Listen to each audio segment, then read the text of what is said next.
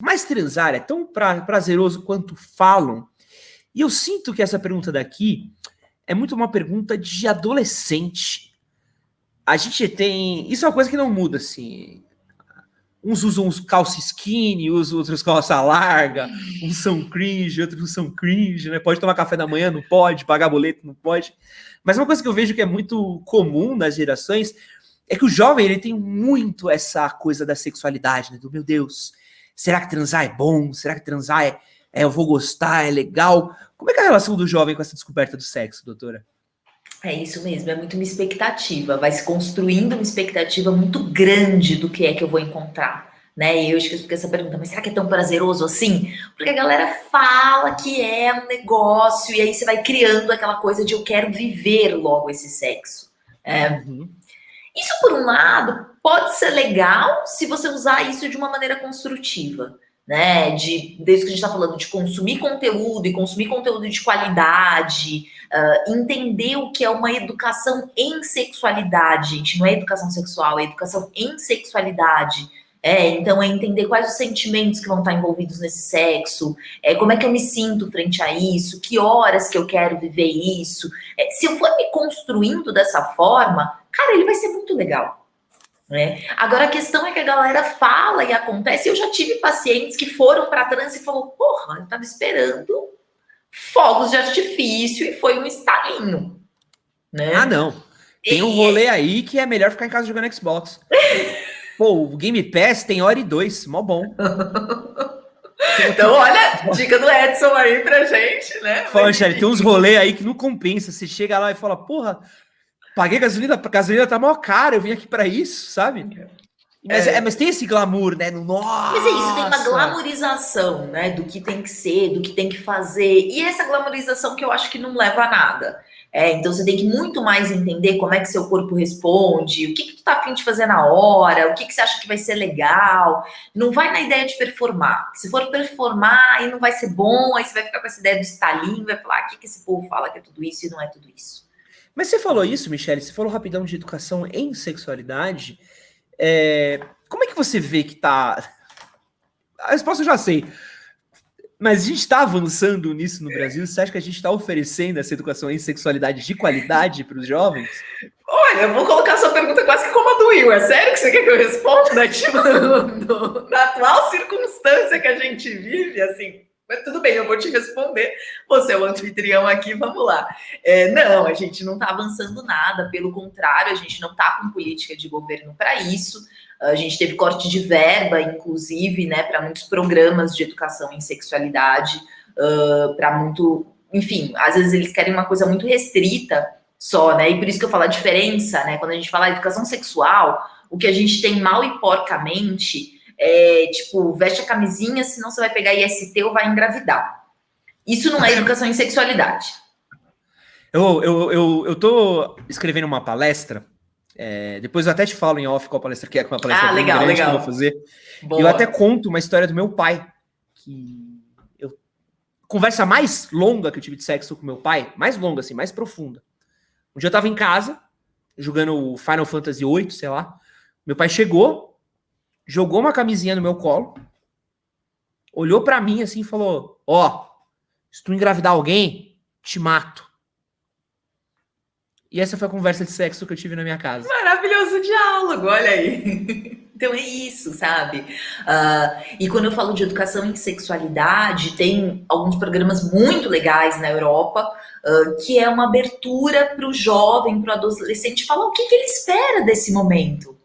Qual que é a ansiedade que ele tem? Qual que é a sensação que ele acha que ele tem que sentir naquela hora? Como é que será que o corpo tem que responder?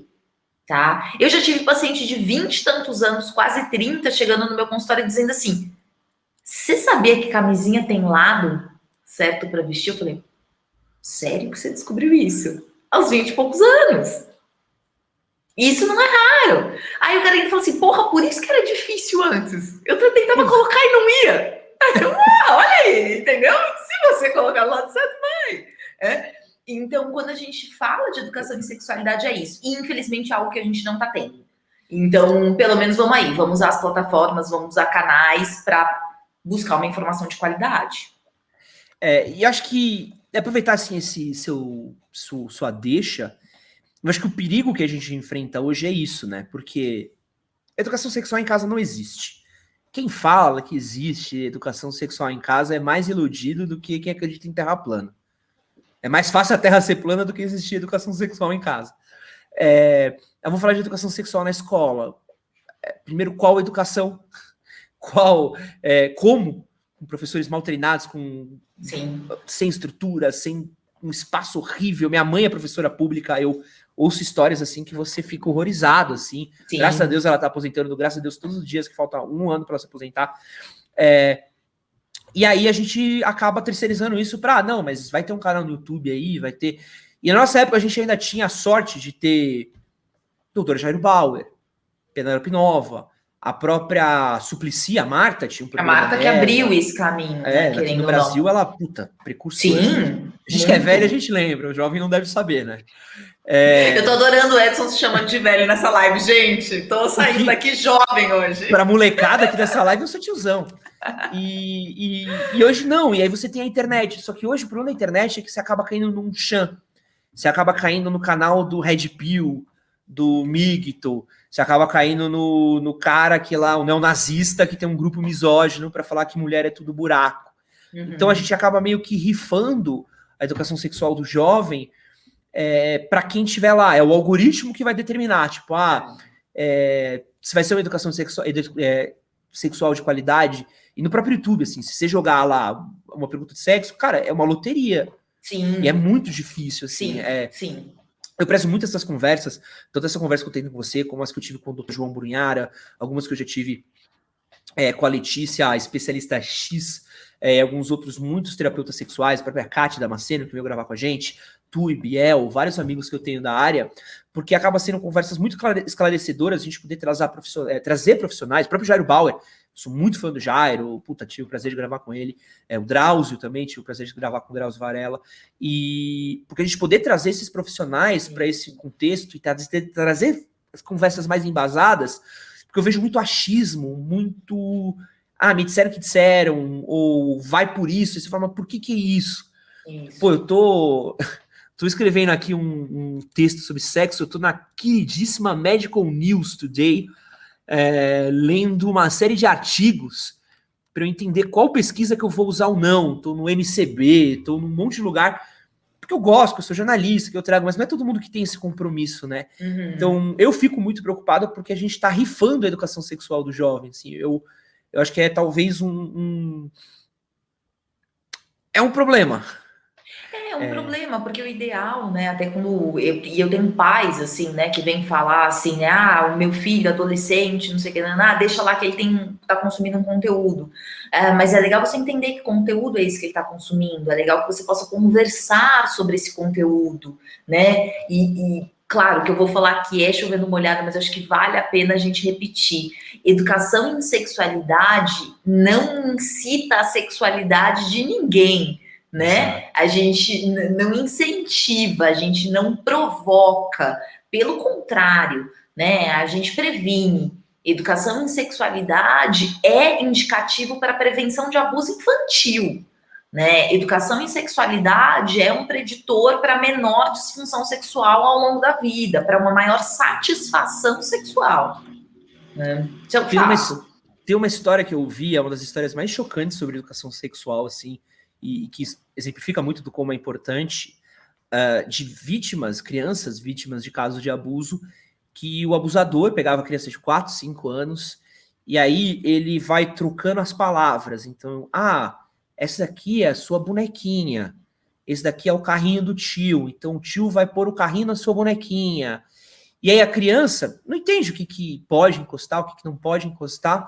Então, quando ela vai falar para um adulto, fala, o tio brincou com a minha bonequinha, o tio pegou na minha bonequinha, brinquei com o carrinho do tio, peguei no carrinho do tio. E é uma criança que está sendo, e aí precisa falar que em números, a grande maioria dos casos de abuso sexual que acontecem no Brasil são dentro de casa. Sim. A gente acaba falando que abusador sexual, estuprador, pintando aquela coisa que é um monstro, que é o maníaco do parque, que é o Lázaro, que é o cara que tem aquele perfil vilanesco, sobretudo, é um tio que faz o abuso sexual no Brasil, é um pai, é um primo, é um amigo da família, é alguém que está no churrasco fazendo piada, conversando. A gente fala muito isso, que a gente precisa tirar essa figura do vilão, do abusador sexual, não para tornar o abuso sexual algo comum, mas para a gente entender que são pessoas comuns que fazem o abuso sexual. Você não consegue ter a cara do abusador sexual.